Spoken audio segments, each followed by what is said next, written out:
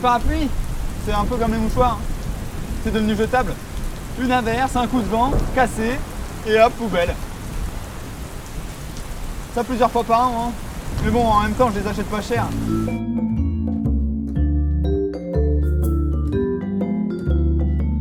Ça veut dire qu'un parapluie est jeté toutes les 2 secondes. Hop, poubelle. Hop, poubelle. Hop, hop, hop, hop, on se calme. Parce qu'un parapluie, ça se répare. Bon, on va parler d'une petite adresse où on soigne tous les pépins. C'est parti.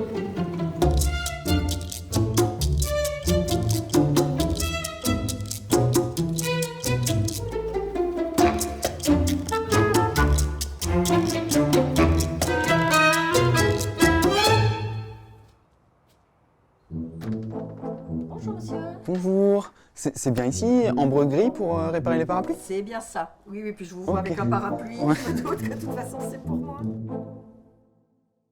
Vous allez me dire s'il est réparable ou pas, parce que pour moi, il est très très cassé quand même. Et on ne sait jamais, parce que parfois on a l'impression que c'est grave et que finalement ça ne l'est pas tellement. Bon, il a quand même pas mal de travail dessus. Hein. Vous avez une baleine qui est totalement cassée, celle-là elle est vrillée.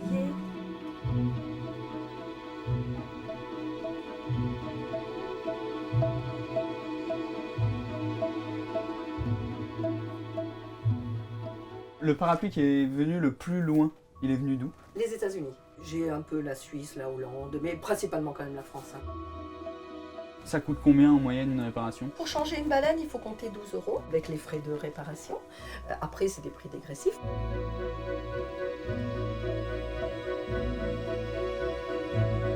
Donc je dégage chaque baleine de ce fil de fer. Tout à l'heure, je ferai l'opération inverse.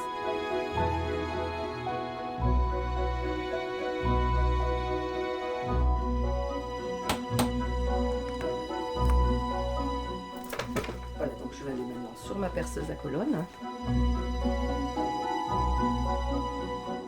Vous voyez, c'est tout simple et puis à la fois c'est assez manuel. Un petit peu MacGyver aussi parce qu'il y a des fois où je ne peux pas réparer, donc il faut que je remplace la pièce, donc il faut avoir un peu d'imagination de temps en temps. Voilà, bah écoutez, c'est bon, on va pouvoir passer au remontage maintenant.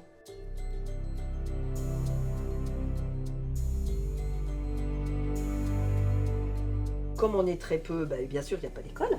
Hein, donc, il n'y a que les fabricants qui ont leurs propres réparateurs qui pouvaient me montrer déjà les premières notions. Après, j'ai eu la chance de connaître un monsieur qui voulait prendre sa retraite. Ce monsieur m'a appris les différentes ficelles et surtout, après, il m'a appris que finalement, dans un parapluie, tout se réparait. Il m'a cédé tout son stock, qui était un stock assez intéressant puisque c'est principalement ces vieilles pièces.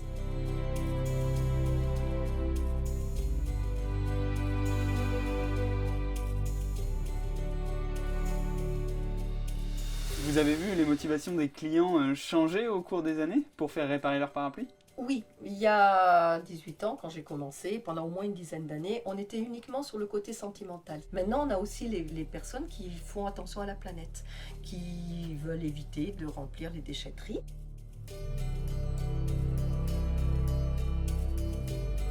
Il faudra que je forme quelqu'un à ce genre de geste, parce que c'est pas forcément inné. Oui, parce que vous allez bientôt prendre votre retraite. Oui, ça y est, dans presque 9 mois.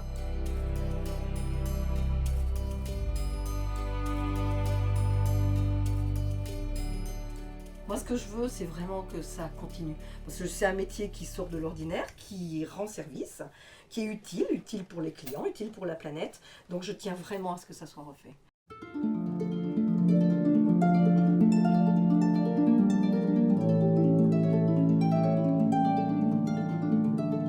Il est réparé. Merci beaucoup. Vous l'avez sauvé des griffes de la poubelle, je crois que je vais aller le tester tout de suite. Ah ben super.